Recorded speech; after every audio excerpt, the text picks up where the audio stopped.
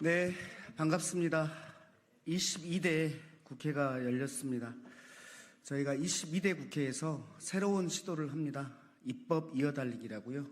그 기자회견을 오늘 첫 번째로 합니다. 첫 번째 말씀드리고요. 오늘 참석하신 의원님들 말씀드리겠습니다. 21대 국회의원이셨습니다. 강민정 전 의원님 오셨습니다. 그리고 위성권 우리 삼선 의원님 오셨습니다. 그 다음에 김용만 의원님 오셨습니다. 김윤 의원님 오셨습니다. 김남희 의원님 오셨습니다. 백승아 의원님 오셨습니다. 예, 저는 안양 동안갑을 지역구로 두고 있고요. 당에서는 정책위 수석 부의장을 하고 있는 민병덕입니다. 21대 국회에서 의정활동을 펼친 의원님들의 노고와 그 가치와 그리고 비전을 담은 법안들이 21대 국회 종료와 함께 폐기된 것이 너무나 안타까웠습니다. 이 법들을 22대 국회에서 살려내는 것이 오늘 입법 이어달리기의 취지입니다. 예를 들면 21대 때 땡땡땡 의원이 발의했던 법안의 취지에 공감해서 22대 국회에서 땡땡땡 의원이 발의한다가 골자입니다. 21대 국회에서 미처리된 법안은 22대 국회에서 누군가에 의해서 이미 발의되고 준비도 이루어지고 있습니다. 저는 이를 공식화해서 동료 간의 신뢰도 쌓고 나아가서 우리 민주당의 좋은 문화로 키워갔으면 좋겠다는 생각입니다. 기자회견문 제가 낭독하고 그 다음에 이제 각각 의원님들의 발언을 듣도록 하겠습니다. 민주당 정책위 수석부의장 민병덕 의원입니다. 입법 이어달리기를 시작합니다. 국회의원 본연의 책무는 입법입니다. 하나의 헌법기관으로서 우리 사회에 필요한 법과 제도를 만드는 데 매진합니다. 21대 국회에서 26,853건의 법안이 발의됐습니다. 그러나 여야 대치 속에 21대 국회 종료와 함께 17,398건의 법안이 미처리로 사장됐습니다. 발의된 법안의 60% 이상이 본회의 문턱에도 가보지 못하고 21대 국회 임기 만료와 함께 폐기된 것입니다. 저는 민주당 정책위 수석부의장으로서 민주당의 가치와 비전을 담은 법안이라면 개선 보완해서 22대 국회에서 발의할 가치가 있다고 생각합니다. 누군가에 의해 22대 국회에서 본인의 법안이 발의되길 기대하며 총선 이후에도 법안 발의의 끈을 놓지 않은 분들도 있습니다. 그래서 22대 총선 불출마 선언을 한 의원을 중심으로 첫 번째 입법 이어달리기 참여를 부탁드렸고 기꺼이 네 분 의원께서 본인의 대표 법안을 전해주셨습니다. 입법 이어달리기 에피소드 1입니다. 참가자와 법안을 간략히 소개해드리겠습니다. 교원의 정치적 기본권을 침해하고 있는 현행법의 제한 규정을 개정해서 교원의 정치적 기본권 회복을 도모하는 교원 정치기본법을 21대 국회에서 강민정 의원이 발의했습니다. 이 법안을 강민정 의원과 같은 평교사 출신 국회의원 백승아 의원이 22대 국회에서 이어받습니다. 출산율 세계 최하위, 고령화 속도 세계 최고 수준, 수도권 인구 집중 심화는 우리 사회의 다양한 분야에서 문제점으로 대두되고 있습니다. 이를 해결하기 위해 최종윤 의원은 기존 저출산 고령사회 기본법을 대체하고 포괄해서 우리가 직면한 인구 구조 변화에 종합적이고 체계적으로 대응하는 인구정책 기본법을 발의했습니다. 이 법안을 경기 하남을 같은 지역구죠. 그 지역을 이어받은 김용만 의원이 바통 터치합니다. 신용회복지원협약 대상의 이동통신사업자, 통신과금 서비스 제공자, 국민건강보험공단을 명시적으로 포함시키면서 개인 채무자의 실질적인 채무 부담을 경감시키는 비금융 채무 조정을 위한 제도적 기반을 홍성국 의원께서 만들고자 하셨습니다. 이 법안을 제22대 국회 개원 민주당 중점 추진 법안으로 선정됐고 위성권 삼선 22대 의원께서 22대 국회에서 대표 발의하실 예정입니다. 백신 부작용 피해 지원을 확대하고 접종자에게 인센티브를 주는 포괄적 팬데믹 포상지원법은 김윤 의원, 부모의 법적 지위나 출산지와 관계없이 모든 아동의 출생 등록을 포함해 이 땅의 모든 아동이 법의 테두리 안에서 보호받을 수 있도록 하는 외국인 아동 출생 등록법은 김남희 의원이 이어갑니다. 또한 현행법이 총액 벌금제를 채택하고 있어 동일한 벌금형이 선고될 경우 범죄를 저지른 사람의 재력에 따라 형벌의 효과가 달라진다는 지적이 있었습니다. 따라서 벌금형의 일수 정액을 피고인의 경제 사정에 따라 결정하는 자산 비례 벌금제를 제가 이어받아 하겠습니다.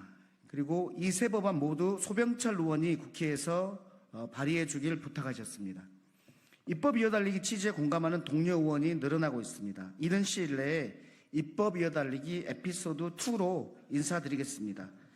윤석열 대통령의 습관적 거부권 행사와 여당의 일상적 반대와 민생 허언증을 뚫고 민주당의 가치와 비전을 담은 법안을 22대 국회에서 통과시켜 나가겠습니다. 감사합니다.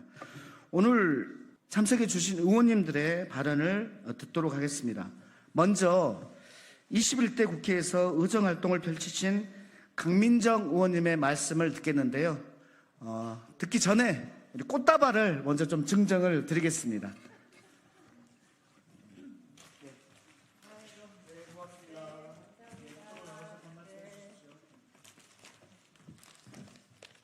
네, 방금 소개받은 강민정입니다. 그 입법 작업을 하다 보면은 이게 시대가 변화돼서 새롭게 제기되는 입법적 요구도 있지만 사실은 정말 필요할 것 같은데 그래서 개정안을 고민하다가 찾아보면은 이전 그 국회에서 이미 발의가 오래전부터 반복적으로 되었다 폐기되는 법들이 있습니다.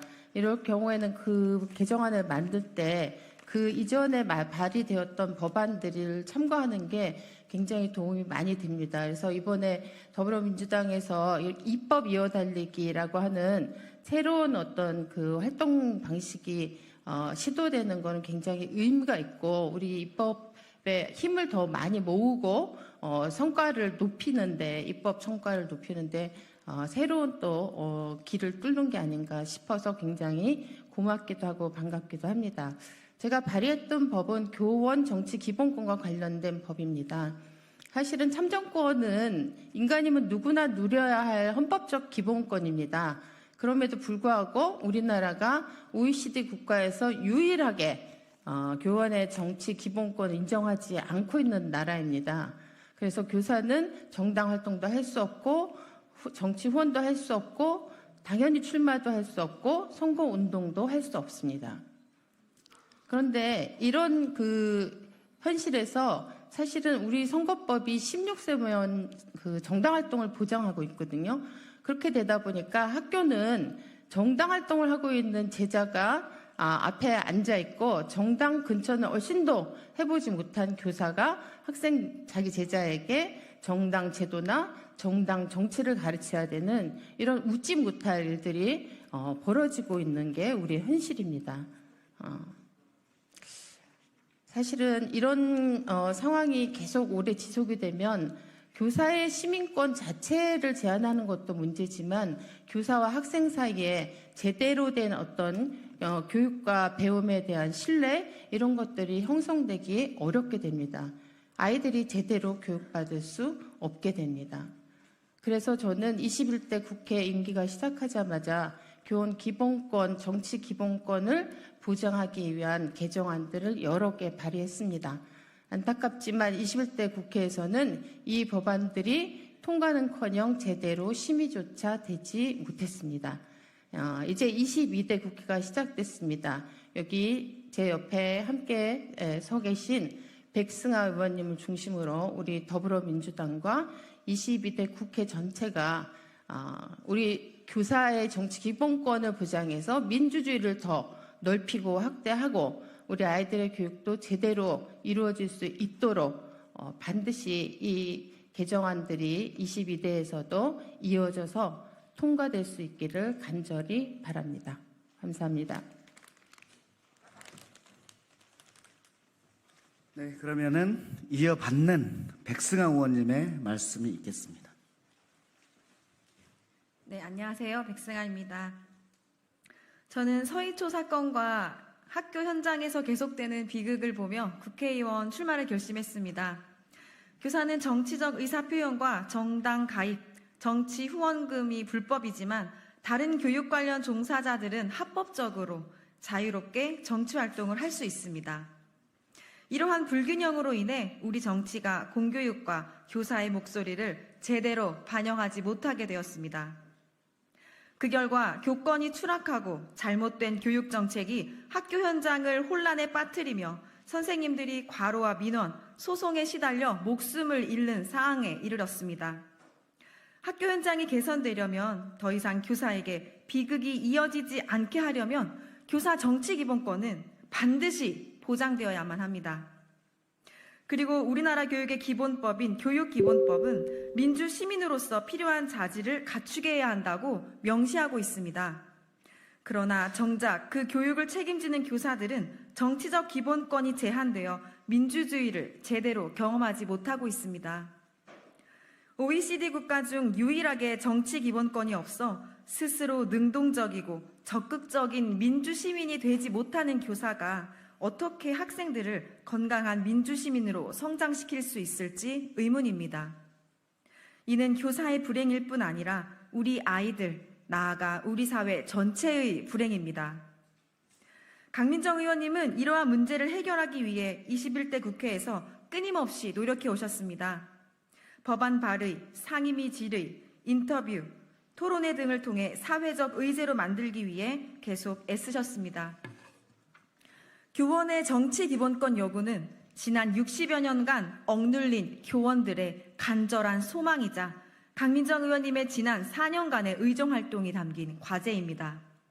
나아가 우리 사회가 지향하는 건강한 민주주의 확립에도 필수적인 과제입니다. 22대 국회에서 교사 정치 기본권 확보를 위한 법안이 반드시 통과될 수 있도록 최선을 다하겠습니다. 국회의원 백승아는 교육 현장의 목소리가 입법 과정과 정책에 제대로 반영되지 않고 있다는 시대적 반성의 토대에서 이루어졌음을 잘 알고 있습니다. 현직 교사의 현장성과 전문성을 바탕으로 더 좋은 교육 및 교육 환경을 만들기 위해 22대 국회의원 임기 동안 헌신적으로 의정활동에 임할 것을 약속드리겠습니다. 감사합니다. 네, 다음은 홍성국 의원님의 법안을 이어받는 위성권 의원님의 발언이 있겠습니다. 네, 반갑습니다. 더불어민주당 제주 서귀포시가 지역구인 국회의원 위성권입니다. 지난 수년간 윤석열 정부는 코로나19, 고금리, 고물가 위기 극복의 비용을 개인의 부채로 전가했습니다. 국가의 짐을 대신 짊어진 우리 국민은 채무 상환의 압박에 시달리며 한계 상황에 내몰렸습니다. 실제로 지난해 빚을 갚지 못해 신용회복위원회에 채무조정을 신청한 국민이 18만 명을 넘어섰습니다. 2006년 이후 18년 만에 최대 수준이라고 합니다. 법원에 개인회생 파산을 신청한 인원은 재작년보다 24% 늘어난 16만 2천 명에 달한다고 합니다. 정부가 떠넘긴 빚이 버거워도 너무 버겁다고 합니다. 많은 채무자들이 다시 일어서고 싶어도 낡은 제도 탓에 좀처럼 속력을 내지 못하고 있습니다. 그러나 재기 의지가 있는 채무자는 무슨 수를 써서라도 초기에 구제해야 더 큰 사회적 비용 투입을 막을 수 있습니다. 더불어민주당이 곁에서 함께하며 앞장서서 길을 내겠습니다.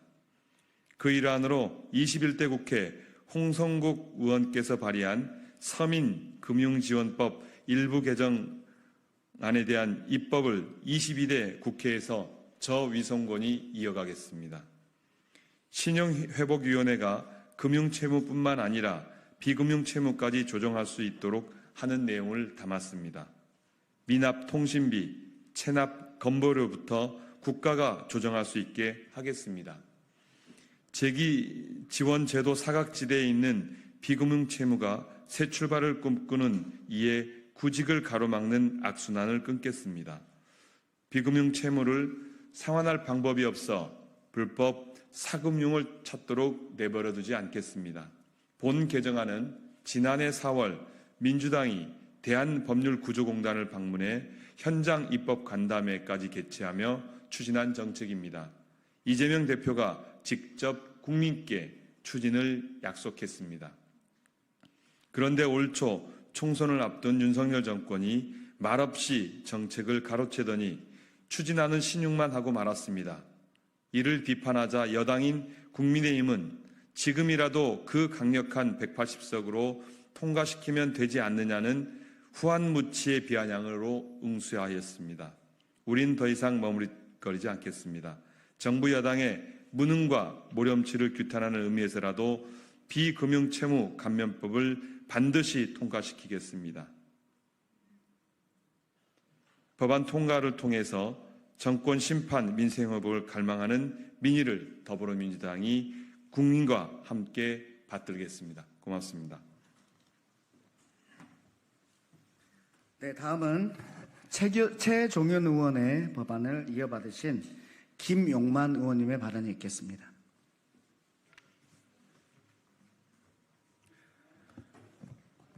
네, 저는 21대 국회에서 최종윤 의원님께서 발의하셨던 인구정책 기본법을 이어받아 22대 국회에서 발의합니다. 우리가 당면한 저출산 문제와 인구구조의 변화에 대응하는 것은 당연히 발벗고 나서야 할 문제라고 생각했습니다. 특히 22대 총선에서 물심양면 저를 같은 지역인 하남에서 도와주신 최종윤 의원님께서 천착하셨던 문제이고요. 그 뒤를 잇는 제가 당연히 추진해야 하는 핵심 과제 중 하나라 생각해서 이 법안을 이어받게 되었습니다. 현재 우리는 저출산이라는 시대적 과제 앞에 엄청난 인구 구조의 변화를 겪고 있습니다. 그 변화는 사회 전체에 큰 파급 효과를 주고 있지만 현행법으로 대응하기에는 한계가 많습니다. 20여 년 전 만들어진 저출산 고령사회 기본법은 어떻게 더 많이 낳게 할 것인가, 출산율 제고에만 초점을 두어왔기 때문입니다.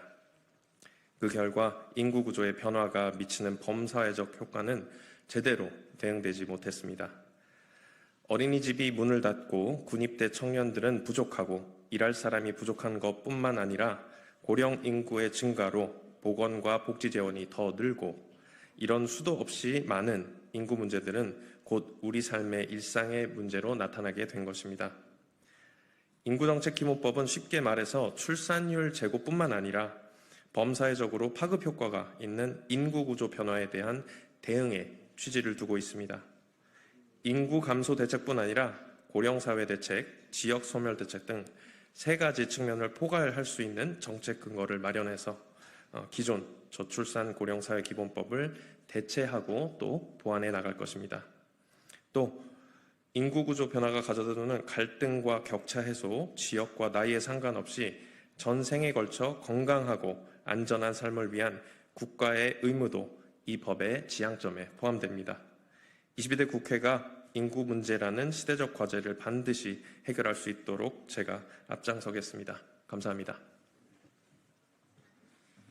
네, 다음은 소병철 의원님의 세 가지 법이 있는데요. 그중에서 감염병 관련해서 이어받으시는 우리 김윤 의원님의 말씀이 있겠습니다.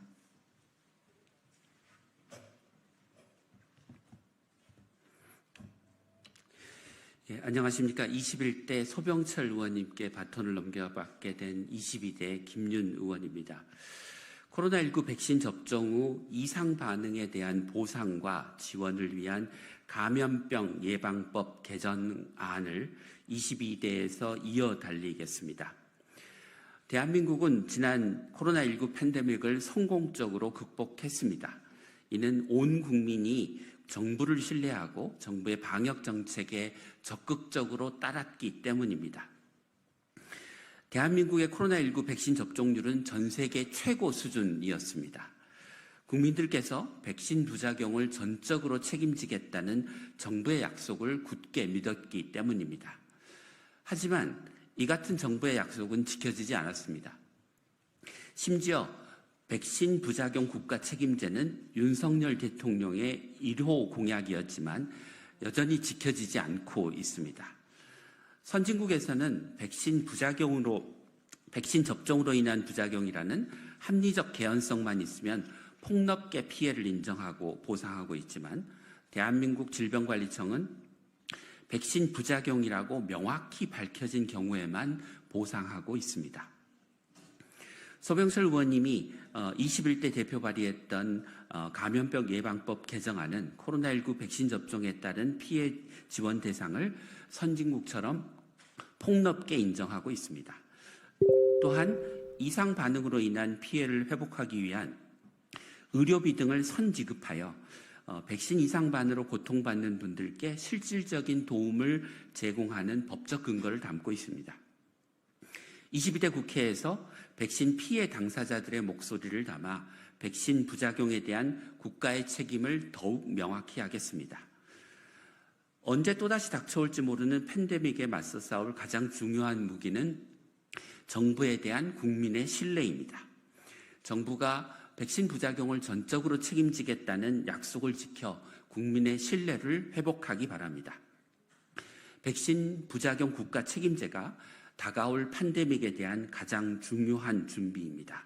여러분의 많은 관심과 지지를 부탁드립니다. 감사합니다. 네, 마지막으로 소병철 의원님의 외국인 아동의 출생 등록에 관한 법률안을 이어받으실 김남희 의원님의 발언이 있겠습니다.